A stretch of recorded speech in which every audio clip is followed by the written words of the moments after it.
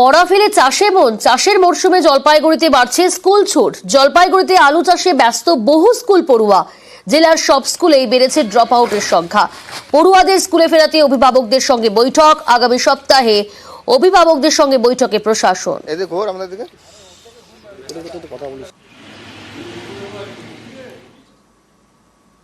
স্কুলে তো প্রথমে বাড়িতে ছিলাম না, ও বন্ধুদের সাথে বাইরে চলে গেছিলাম, তার জন্য বন্ধ হয়ে গেছিলো।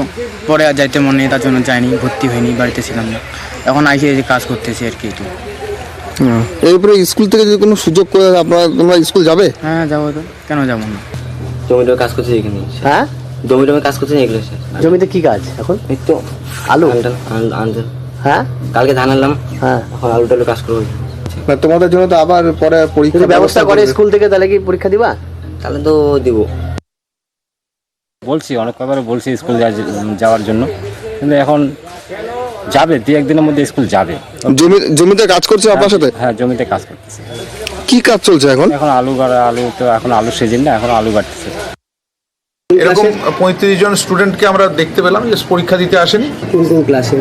এটা আছে 6, 7, 8, 9 সবই আছে।